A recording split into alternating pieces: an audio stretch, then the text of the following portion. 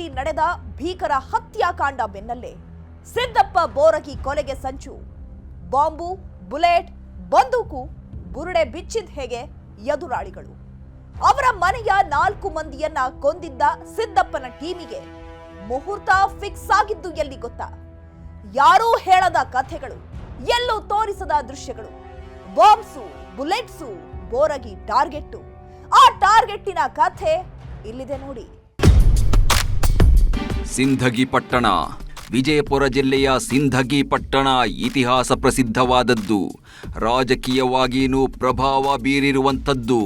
ಶ್ರೀಸಾಮಾನ್ಯನಿಂದ ಹಿಡಿದು ಪ್ರಭಾವಿ ನಾಯಕರ ತನಕ ಸಿಂಧಗಿ ಮಣ್ಣಲ್ಲಿ ಹುಟ್ಟಿದ ಅದೆಷ್ಟೋ ಮಂದಿ ತಮ್ಮದೇ ಆದ ಛಾಪು ಮೂಡಿಸಿದ್ದಾರೆ. ಅಂಥ ಸಿಂಧಗಿ ಪಟ್ಟಣದ ಕೇಂದ್ರ ಬಿಂದುನೇ ಸಿಂಧಗಿಯ ಬಸ್ ಸ್ಟಾಪು.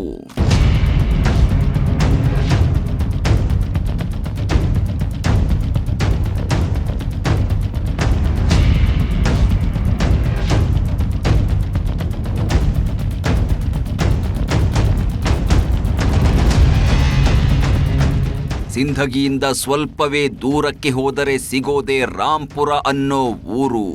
ಆಗೆಲ್ಲ ರಾಂಪುರ ಚಿಕ್ಕ ಊರಾಗಿತ್ತು.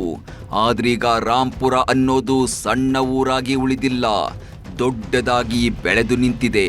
ಹೀಗೆ ದೊಡ್ಡದಾಗಿ ಬೆಳೆದಿರೋ ರಾಂಪುರದಲ್ಲಿ ಆವತ್ತೊಂದಿನ ಭೀಕರ ಹತ್ಯಾಕಾಂಡ ನಡೆದು ಬಿಟ್ಟಿತ್ತು.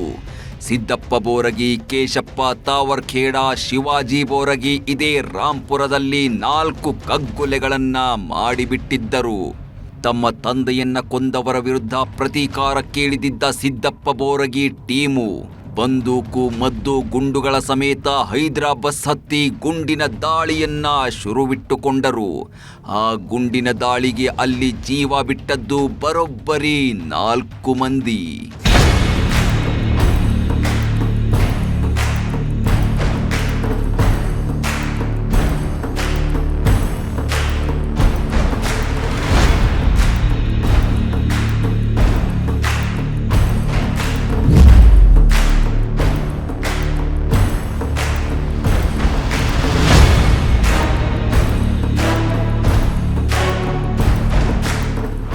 ರಾಂಪುರದಲ್ಲಿ ನಡೆದ ಹೈದರಾಬಾದ್ ಹತ್ಯಾಕಾಂಡ ಇಡೀ ಭೀಮಾ ತೀರವನ್ನೇ ಇನ್ನಷ್ಟು ಭೀಭತ್ಸಕ್ಕೆ ನೂಕಿತ್ತು. ಯಾವುದೋ ಕೆಟ್ಟ ಗಳಿಗೆಯಲ್ಲಿ ಬದುವಿನ ಜಗಳ ಶುರುವಾಗಿತ್ತು. ಆ ಕೆಟ್ಟ ಸಮಯ ಶರಣಪ್ಪ ಬೋರಗಿಯ ಹತ್ಯೆಗೂ ಕಾರಣವಾಗಿ ಬಿಟ್ಟಿತ್ತು.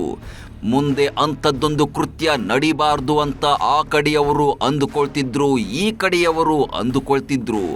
ಹಿಂಗಿರಬೇಕಾದ್ರೇನೆ ರಾಂಪುರದಲ್ಲಿ ಹೈದರಾಬಾದಿನಲ್ಲಿ 4 ಮಂದಿಯನ್ನ ಸಿದ್ದಪ್ಪ ಬೋರಗಿ ಟೀಮ್ ಕಗ್ಗೊಲೆ ಮಾಡಿತ್ತು. ಯಾವಾಗ 4 ಹತ್ಯೆಗಳಾದ್ವೋ ಆ ಕಡೆಯವರು ರೊಚ್ಚಿಗೆದ್ದು ಬಿಟ್ಟಿದ್ರು. ನಾವಿದನ್ನ ಇಲ್ಲಿಗೆ ಮುಗಿಸ್ಬೇಕು ಅಂತ ಅಂದ್ಕೊಂಡಿದ್ರೆ ಸಿದ್ದಪ್ಪನ ಟೀಮು ಅದನ್ನ ಜಾಸ್ತಿ ಮಾಡಿಬಿಡ್ತಲ್ಲ, ನಮ್ಮ ಕಡೆಯ 4 ಮಂದಿಯನ್ನ ಭೀಕರವಾಗಿ ಕೊಂದು ಹಾಕಿತಲ್ಲ ಅಂತ ರೊಚ್ಚಿಗೆದ್ದು ಬಿಟ್ಟಿದ್ರು.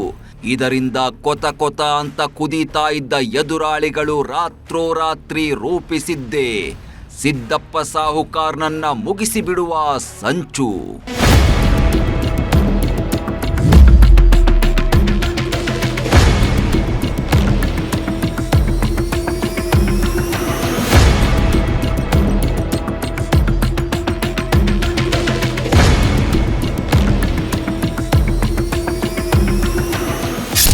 ನಾವು ಬದಲಾತೊಳಾರ ನಾವು ಇದು ಮಾಡಲ್ಲಂದು ಮುಂದೆ 4 ತಿಂಗಳಿಗೆ ಮುಂದೆ 4 ತಿಂಗಳಿಗೆ ಇಲ್ಲಿ ರಾಂಪುರ ಬಳಿ ಬಸ್ದಲ್ಲಿ ಅವ್ರು ಹತ್ಯೆ ಮಾಡಿದ್ರು.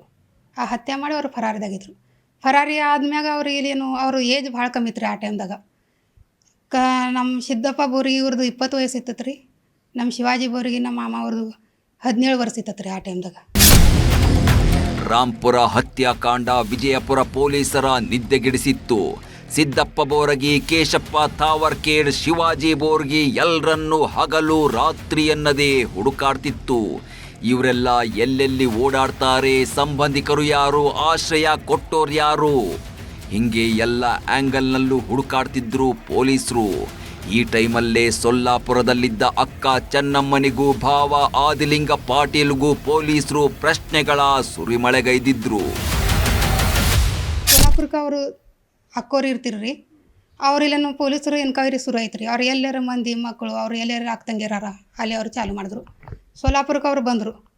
ಎಲ್ಲಿಲ್ಲ ನಿಮ್ಮ ತಮ್ಮವ್ರು ಎಲ್ಲಾರ ಅವ್ರ ಅಕ್ಕವ್ರಿಗೆ ಕೇಳೋಕೆ ಚಾಲು ಮಾಡಿದ್ರು. ಚೆನ್ನಮ್ಮ ಪಾಟೀಲ್ ಅವ್ರ ಅಕ್ಕವರು ಸೋಲಾಪುರಕ್ಕೆ ಕೊಟ್ಟಾರ್ರಿ ದೊಡ್ಡವರು. ಅವ್ರಿಗೆ ಕೇಳೋಕೆ ಚಾಲು ಮಾಡಿದ್ರು, ನಿಮ್ಮ ತಮ್ಮವ್ರು ಎಲ್ಲಾರ ಏನಾರ. ನಮ್ಮ ಮಾಮಾದೇರು ಫರಾರಿಯಾಗಿದ್ರು. ಶೆವಟಿ ಅವ್ರು ಏನು ಮಾಡಿದ್ರಿ, ಡಿಪಾರ್ಟ್ಮೆಂಟ್ ಹಿಂಗಾದ್ರಿ ಇವರು ಇದ್ರ ಮ್ಯಾಗ ಬರಲ್ವಾ ಅಂದು ನಮ್ಮ ಅವ್ರು ಇದಕ್ಕೆ ಹೋದ್ರಿ. ಅವ್ರು ದೇವನಗಾವ್ ಕಾಲಿ ನಮ್ಮ ಸಣ್ಣ ಮೌಸಿ ಮಹಾದೇವಿ ಮತ್ತು ನಮ್ಮ ಅಜ್ಜಿ ಇಲ್ಲೇನೋ ಈರಮ್ಮ ಅವರಲ್ಲಿ ಇಬ್ಬರೇ ಇದ್ರು. ಇವರು ನಮ್ಮ ಮಾಮಾದೇರು ಫರಾರಿದಾಗಿದ್ರು. ನಮ್ಮ ಅವರಲ್ಲಿ ಹೋದರು. ಡಿಪಾರ್ಟ್ಮೆಂಟ್ ಕೇಳಿ ಕಂಟಾಶಿ ಅವ್ರೇನು ಇದ್ರ ಮ್ಯಾಗ ಬರಲ್ವಾ ಅಂದು ಇವ್ರಿಗಂದ್ರು ನೀವು ನಡ್ರಿ ಅಲ್ಲಿ ನೀವು ಅಂದ್ರ ಮ್ಯಾಗ ರೀ ನಿಮ್ಮ ತಮ್ಮವ್ರು ಬರ್ತಾರೆ. ಹಿಂಗೆ ಇವ್ರಿಗೆ ಇದು ಮಾಡ್ತಾರೆ ಬಾ ಅಂದು ನೀವು ಬೈದು ಕುಂದ್ರಿಸ್ತಾರೆ. ಇವರಿಗೆ ಇನ್ಕ್ವೈರಿ ಕೇಳ್ತಾರೆ ಬಾ ಅಂದು ನಮ್ಮ ಮಾಮಾದೇರು ಅವ್ರು ಅಲ್ಲಿ ಬಂದು ಹಜರಾದ್ರಿ. ಶಿವಾಜಿ ಬೋರಿಗೆ, ಸಿದ್ದಾರಾಮ ಬೋರಿಗೆ, ಸಿದ್ದಪ್ಪ ಬೋರಿಗೆ ಅಲ್ಲಿ ಹಜರಾದ್ಮ್ಯಾಗ ಅವ್ರ ಹೆಸರು ಹಜರಾದ್ರಿ. ಹಜರಾದ್ಮ್ಯಾಗ ಕೇಸ್ ನಡೀತ್ರಿ. ರಾಂಪುರ ಹತ್ಯಾಕಾಂಡದ ನಂತರ ಸಿದ್ದಪ್ಪ ಬೋರಗಿ ಟೀಮು ಎಸ್ಕೇಪ್ ಆಗಿತ್ತು. ಆದರೆ ಪೊಲೀಸರು ಬೋರಗಿ ಕುಟುಂಬದವರನ್ನ ಲಾಕ್ ಮಾಡಿದಾಗ ಸಿದ್ದಪ್ಪ ಬೋರಗಿ, ಶಿವಾಜಿ ಬೋರಗಿ ಪೊಲೀಸರಿಗೆ ಸಿಕ್ಕಿಬಿಡ್ತಾರೆ. ಆದರೆ ಸಿದ್ದಪ್ಪ ಸಾಹುಕಾರನೇ ದೊಡ್ಡವನಾಗಿದ್ದ. ಆತನೇ ಜೈಲಿಗೆ ಹೋದ ಮೇಲೆ ಕೋರ್ಟು ಕೇಸು ಅಂತ ಹೋರಾಡೋದು ಯಾರು ಅನ್ನೋ ಪ್ರಶ್ನೆ ಕಾಡ್ತಿತ್ತು. ಆಗ ಬಂದಿದ್ದೇ ಸಿದ್ದಪ್ಪ ಸಾಹುಕಾರ, ಶಿವಾಜಿ ಬೋರಗಿಯ ಒಡ ಹುಟ್ಟಿದ ಅಕ್ಕ ಚೆನ್ನಮ್ಮ ಪಾಟೀಲ್ ಮತ್ತು ಈಕೆಯ ಗಂಡ ಆದಿಲಿಂಗ ಪಾಟೀಲ್. ನಮ್ಮ ಅಪ್ಪರಂದ್ರೆ ಏನು ಬಂದು ನಾ ಖರ್ಚು ಕೊಡ್ತೀನಿ ರೀ, ಎಷ್ಟು ಯಾಕೆ ಹೋಗಲಕ್ಕೆ ನಮ್ಮ ಹಳೆಯದೇರು ಸಣ್ಣವ್ರಿಗೆ ತೆಗೆದು ಬಿಡ್ರಿ. ನಮ್ಮ ತಂದೆಯವ್ರು ಅಂದರು ಫ್ಲಾಟ್ 4-5 ಫ್ಲಾಟ್ರೂ ಇದ್ರು ರೀ. ಅವ್ರು ಮಾರಿದ್ರು. ಆವಾಗ ಒಂದು ಮರ್ಡರ್ ಕೇಸ್ ತಂದು 5 ಮಂದಿ ತೆಗೆದಂದ್ರೆ ಸುಮ್ಮಲ್ರಿ. ಆವಾಗ ನಮ್ಮ ಅಪ್ಪ ಅವ್ರ ತಂದೆಯವ್ರು ಏನು ಮಾಡಿದ್ರು, ಠೀಕ್ ಅದು ನಾವಿಲ್ಲ ಇದು ಮಾಡ್ತೀವಿ ಅಂದು ಆ ಭೋಗ್ ಶೆಟ್ಟಿ ಅವ್ರಿಗೆ ಹೇಳಿ ಅವ್ರ ತನಿಷಾ ಪಾಟೀಲ್ ಅವ್ರಿಗೆ ಇಟ್ರು. ಸಿದ್ದಪ್ಪ ಬೋರಗಿ, ಶಿವಾಜಿ ಬೋರಗಿ ಇಬ್ಬರು ಜೈಲಿಗೆ ಹೋಗಿದ್ರಿಂದ ಬೋರಗಿ ಕುಟುಂಬದಲ್ಲಿ ಗಂಡೇ ದಿಕ್ಕಿಲ್ಲದಂತಾಗಿ ಬಿಟ್ಟಿತ್ತು. ಏನಾದರೂ ಮಾಡಿ ಈ ಮನೆಯನ್ನ ಕಾಪಾಡಬೇಕು ಅಂಥೇಳಿ ಅಕ್ಕ ಚೆನ್ನಮ್ಮ ಪಾಟೀಲ್ ಮತ್ತು ಅಕ್ಕನ ಗಂಡ ಆದಿಲಿಂಗ ಪಾಟೀಲ್ ಇಬ್ಬರು ಲಾಯರ್ ಇಟ್ಟು ಬೇಲ್ ಮೇಲೆ ಬಿಡಿಸಿಕೊಂಡು ಬರುವ ಹೋರಾಟ ಮಾಡಿದ್ರು. ಆ ಘಟನೆಯನ್ನ ಇವತ್ತಿಗೂ ಮೆಲುಕು ಹಾಕುವ ಚೆನ್ನಮ್ಮ ನೋವಿನಿಂದಲೇ ತಮ್ಮಂದಿರ ಕದನ ಕಥೆಯನ್ನ ಹೇಳ್ತಾರೆ ಕೇಳಿ. ನಮ್ಮ ದೊಡ್ಡ ತನ್ನ ಸಿದ್ದಪ್ಪ ಏನಂದ, ಅಕ್ಕ ಹೊಲ್ದಾಗ ಜಗಳ ನಡೆದ, ನನ್ನ ಜೋಡಾತದ ಅವ್ನಿಗೆ ಕೊಟ್ಟು ಕಳಿಸ್ತಾನೆ. ಟೀಕದ ನಾನು ಕೊಟ್ಟು ಕಳಿಸ್ರಿ. ಅದೇ ನಂದು ನಿಂದು ಹೇಳಿ ಕೂತ್ರು. ಅಲ್ದು ಕಾಟದ ನಂದು ಕೀಟದ ಆಳಿದ್ರು ಮಾಡಿದ್ರು. ಅದೇನೂ ಇದು ಆಗಲಿಲ್ಲ. ಕಡಿಕ ಹತ್ಯೆ ಆಯ್ತು. ರಾಂಪುರ ಹತ್ಯಾಕಾಂಡದ ಕೇಸಲ್ಲಿ ಸಿದ್ದಪ್ಪ ಬೋರಗಿ, ಶಿವಾಜಿ ಬೋರಗಿ ಮತ್ತು ಟೀಮ್ ಬೇಲ್ ಮೇಲೆ ಹೊರಬಂದಿತ್ತು. ಆದ್ರೆ ಕೇಸು ನಡೀತಾನೇ ಇತ್ತು. ಅದೊಂದು ದಿನ ಕೇಸು ಫೈನಲ್ ಆಗಿ ಕೋರ್ಟಲ್ಲಿ ಜೀವಾವಧಿ ಶಿಕ್ಷೆಯೂ ಆಗಿತ್ತು. ಆದ್ರೂ ಕಾನೂನು ಸಮರವನ್ನ ಮುಂದುವರೆಸಿದ್ರು ಬೋರಗಿ ಕುಟುಂಬದವರು. ಆದ್ರೆ ತಮ್ಮ ಮನೆಯ 4 ಮಂದಿಯನ್ನ ಕೊಂದ್ರು ಸಿದ್ದಪ್ಪ ಬೋರಗಿ ಟೀಮು ಊರ್ ತುಂಬಾ ಜುಮ್ ಅಂತ ಓಡಾಡ್ತಾ ಇರೋದನ್ನ ನೋಡಿದ ಎದುರಾಳಿಗಳು ಅಕ್ಷರಶಃ ಕೊತ ಕೊತ ಅಂತ ಕುದಿಯೋದಕ್ಕೆ ಶುರು ಮಾಡಿದ್ರು. ಅದರಲ್ಲೂ ಸಿದ್ದಪ್ಪ ಬೋರಗಿ, ಕೇಶಪ್ಪ ತಾವರ್ಕೇಡ್ ಸೇರಿದಂತೆ ದೇವಣಗಾಂವದ ಸಾಹುಕಾರ್ ಹವಾ ಜೋರಾಗಿ ಬಿಟ್ಟಿತ್ತು. ಅದರಲ್ಲೂ ನಾಟಕದ ಹುಚ್ಚು ಹೆಚ್ಚಾಗಿದ್ದ ಕೇಶಪ್ಪ ತಾವರ್ಖೇಡ್ ಇಡೀ ಟೀಮಿನ ಸಮೇತ ನಾಟಕ ನೋಡೋದಕ್ಕೆ ಹೋದ್ರಂತೂ ಆ ಕ್ರೇಜು ಬೇರೆಯದ್ದೇ ಲೆವೆಲ್ನಲ್ಲಿರ್ತಿತ್ತು. ಪೊಲೀಸರಿಗೆ ಕಣ್ಣಿಗೆ ಬೀಳಲಾರದ ದೃಷ್ಟಿಯಿಂದ ಒಂದು ಕಂಬಳಿ ಹೊಚ್ಕೊಂಡು ಅವ್ರು ಆ ಥರ ಅದ್ರದ್ದು ನಡ್ಕೊಂಡು ಒಂದು ಊರಿಗೊಂದು ಹೋಗುವಂಥ ಒಂದು ಸೃಷ್ಟಿ. ಆವಾಗ ಒಂದು ಗ್ರಾಮದಲ್ಲಿ ನಾಟಕ ನಡೆದಿದ್ದಪ್ಪ ಅಂದ್ರೆ ಸೈಕಲ್ ತೊಗೊಂಡು ಇವ್ರು ಬಂದಾರಪ್ಪ ಅಂದ್ರೆ ಇಡೀ ಊರೊಳಗೆ ಒಂದು ಹೆಸರು. ದೇವಣಗಾಂವದವರು ಕೇಶಪ್ಪ ತವ್ರ ಶಿವಾಜಿ ಬೋರ್ಗಿ, ಸಿದ್ದಪ್ಪ ಬೋರ್ಗಿ ಅವರು ಸೈಕಲ್ ತೊಗೊಂಡು ಬಂದಾರ ನಾಟಕಕ್ಕಪ್ಪ ಅಂತಂದ್ರೆ ಅದೊಂದು ಒಂದು ಇತಿಹಾಸವಾಗ. ಬಡವ ಬದುಕಲೇಬೇಕಂತ ಹೇಳಿ ಒಂದು ನಾಟಕ ಮಾಡಿದ್ದೆವು. ಆ ನಾಟಕದ ಇನ್ಸ್ಪೆಕ್ಟರ್ ಆಗಿ ನಾನು ಮಾಡಿದ್ದೆ. ಅವಾಗ ಹಳ್ಳಿ ಒಳಗೆ ನಾಟಕ ಮತ್ತು ಇಂಥವು ನಡಿಬೇಕಾದ್ರೆ ಅವರೆಲ್ಲ ಬರ್ತಿರೋ. ಬಂದವಾಗ 101 ಆಯಾರಿ 201 ಆಯಾರಿ ಮಾಡ್ಬೇಕಾದ್ರೆ ಒಂದು ದೊಡ್ಡ ಹೆಸರು ಅವಾಗ. ಎಸ್, ರಾಂಪುರ ಹತ್ಯಾಕಾಂಡದ ನಂತರ ಸಿದ್ದಪ್ಪ ಬೋರಗಿ, ಕೇಶಪ್ಪ ತಾವರ್ಕೇಡ್, ಶಿವಾಜಿ ಬೋರಗಿ ಮೂವರು ಎಲ್ಲೇ ಹೋದ್ರು ಜೊತೆಯಾಗೇ ಹೋಗ್ತಿದ್ರು, ಜೊತೆಯಾಗೇ ಇರ್ತಿದ್ರು. ರಾತ್ರಿ ಹೊತ್ತು ನಾಟಕ ನೋಡಬೇಕು ಅಂತ ಅಂದ್ಕೊಂಡ್ರು ಜೊತೆಯಾಗೇ ಹೋಗ್ತಿದ್ರು, ಜೊತೆಯಾಗೇ ಬರ್ತಿದ್ರು. ಈ ಮೂವರು ಜೊತೆಯಲ್ಲಿದ್ದರೆ ಕೊಲ್ಲೋದು ಕಷ್ಟ ಅಂತ ತಿಳಿದ ಎದುರಾಳಿಗಳು ಸಿದ್ದಪ್ಪ ಬೋರಗಿ ಒಬ್ಬನೇ ಯಾವಾಗ ಸಿಕ್ತಾನೋ ಆಗ್ಲೇ ಮುಗಿಸ್ಬೇಕು ಅಂತ ಕಾಯ್ತಾ ಕೂತಿದ್ರು.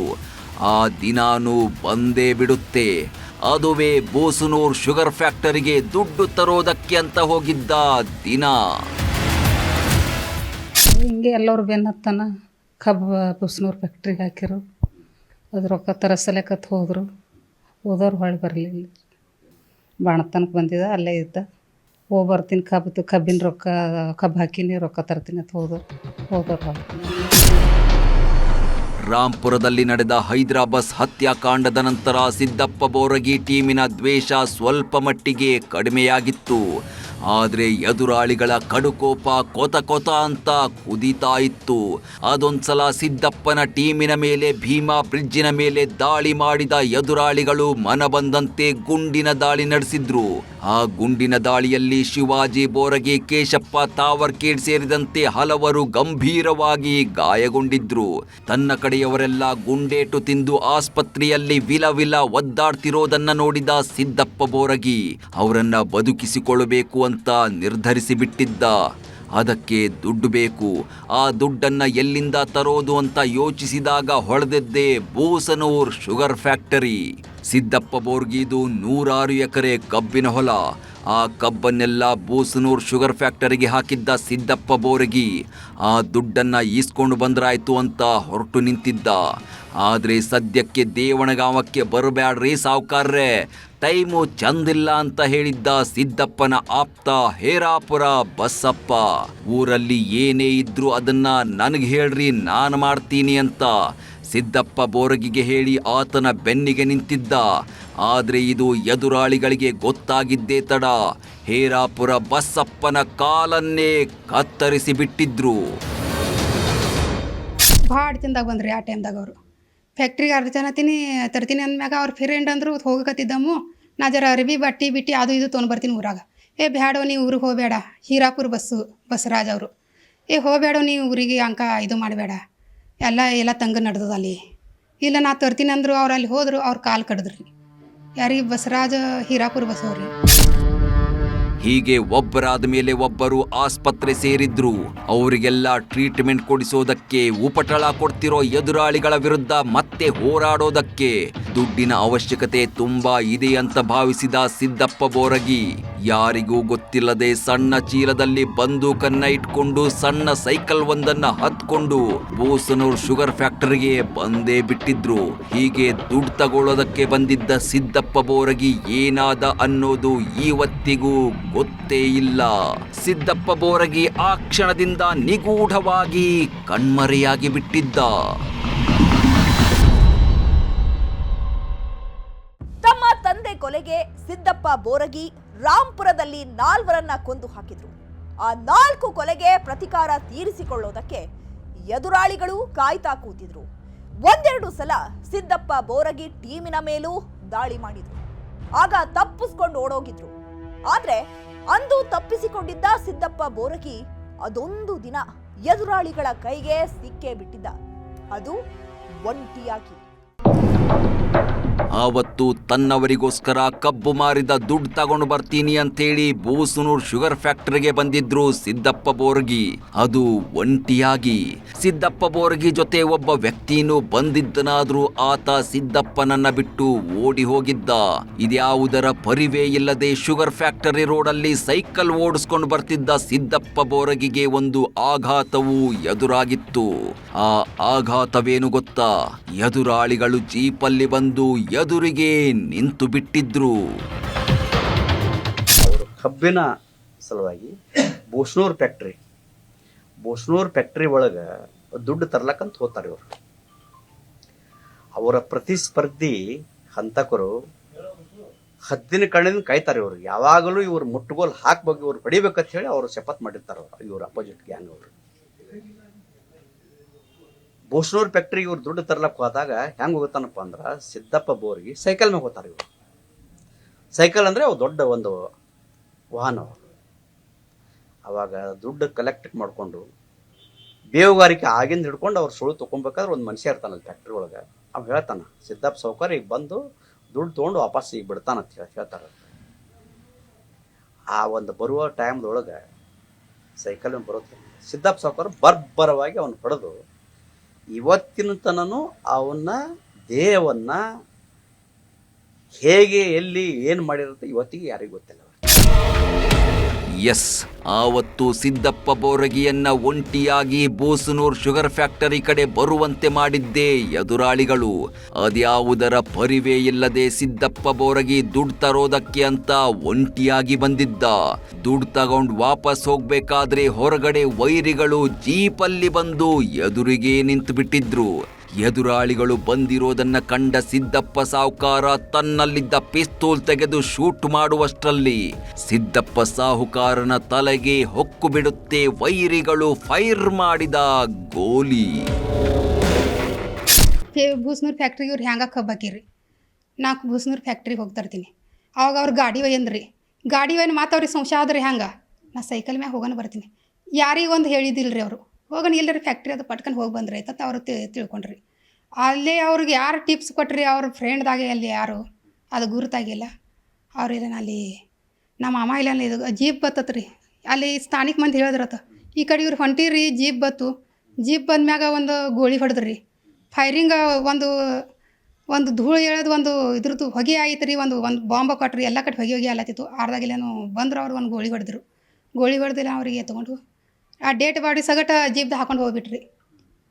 ಡೇಟ್ ಬಾಡಿ ಜೀಪ್ದ ಹಾಕೊಂಡು ಹೋದ್ಮ್ಯಾಗ ಅಲ್ಲೇನು ಹಿಂದ್ರಗಡೆ ನಮ್ಮ ಮಾಮದವ್ರಿ ಒಬ್ಬನಿಗೆ ಯಾಕೆ ಬಿಟ್ರಿ ನಮ್ಮ ಶಿವಾಜಿ ಬೋರಿಗೆ ನಮ್ಮ ಅಣ್ಣಗೆ ಒಬ್ಬನಿಗೆ ಯಾಕೆ ಬಿಟ್ರಿ ನೀವು ಹಿಂಗೆ ಹ್ಯಾಂಗೆ ಬಿಟ್ರಿ ಅಂತ ಅವ್ರು ಅಲ್ಲಿ ಹೋದ್ರಿ. ಅಲ್ಲಿ ಹೋಗಟ್ಲೆ ಹಿಂಗೆ ಅಂತಾರ್ರಿ ತೆಲಿದು ಒಂದು ಇಟ್ಟು ಪಟ್ಟಿ ಬಿದ್ದಿತ್ತತ್ರಿ. ಇವ್ರು ಬಳಕಾಸ್ರಿ ಅಲ್ಲಿ ಗೋಳಿಲೇನು ಅವನಿಗೆ ತೆಲಿಗೆ ಹೊಡೆದಾರ. ನಮ್ಮ ಅಣ್ಣೇನು ಉಳ್ದಿಲ್ಲ ಅಂದ್ರೆ ನಮ್ಮ ಮಾಮ ಶಿವಾಜಿ ಬೋರಿಗೆ ನಮ್ಮ ಅಣ್ಣೇನು ಇರೋದಾಗ ಉಳ್ದಿಲ್ಲಪ್ಪೋ ಅವನಿಗೆ ಹೊಡೆದ್ರು ಘಾತ ಐತಂದ್ರೆ ಅವ್ರು ಹೇಳತ್ರಿ.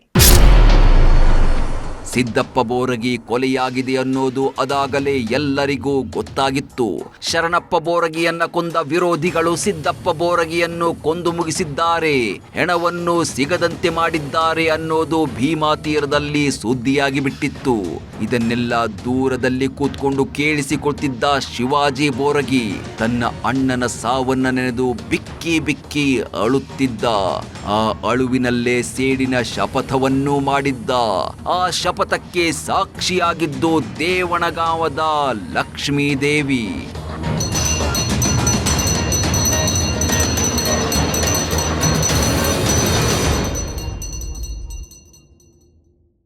ಬದುವಿನ ಜಗಳದಿಂದ ಶರಣಪ್ಪ ಬೋರಗಿ ಹತ್ಯೆಯಾಯಿತು. ಅದಕ್ಕೆ ಪ್ರತಿಕಾರ ಎಂಬಂತೆ ರಾಂಪುರದಲ್ಲಿ ಹೈದ್ರಾ ಬಸ್ಸಿನಲ್ಲಿ 4 ಮಂದಿಯನ್ನ ಭೀಕರವಾಗಿ ಕೊಂದು ಹಾಕಿತ್ತು ಬೋರಗಿ ಪಡೆ. ಬೋರಗಿ ಪಡೆ ನಮ್ಮವರನ್ನ ಕೊಂದ್ರಲ್ಲ ಅಂತ ಹೇಳಿ ಮತ್ತೆ ಎದುರಾಳಿಗಳು ಪ್ಲಾನ್ ಮಾಡಿ ಸಿದ್ದಪ್ಪ ಬೋರಗಿಯನ್ನ ಕೊಂದು ಹಾಕಿದ್ರು. ಹೀಗೆ ಕೊಲೆಗೆ ಕೊಲೆ, ಪ್ರತಿಕಾರಕ್ಕೆ ಪ್ರತಿಕಾರ ಅಂತ ಹತ್ಯಾ ಸರಣಿಗಳು ಮುಂದುವರಿತಾನೆ ಹೋಗಿದ್ವು. ಅದ್ಯಾವಾಗ ಸಿದ್ದಪ್ಪ ಬೋರಗಿ ಹತ್ಯೆಯಾಯ್ತೋ ಅದರ ಪ್ರತಿಕಾರ ಇನ್ನೂ ಭೀಕರವಾಗಿತ್ತು. ಅಷ್ಟಕ್ಕೂ ಸಿದ್ದಪ್ಪ ಬೋರಗಿ ಹತ್ಯೆಗೆ ಪ್ರತಿಕಾರವಾಗಿ ಯಾರನ್ನ ಕೊಲ್ಲಲಾಯ್ತು ಗೊತ್ತಾ? ಭೀಮಾ ತೀರದ ಆ ಸೇಡಿನ ಕಥೆಯನ್ನ ತೋರಿಸ್ತೀವಿ ಮುಂದಿನ ಎಪಿಸೋಡ್ನಲ್ಲಿ. ಅಲ್ಲಿವರೆಗೂ ನೋಡ್ತಾ ಇರಿ ನ್ಯೂಸ್ 18. ಜಾಲ ನಮ್ಮದು, ಬಲ ನಿಮ್ಮದು.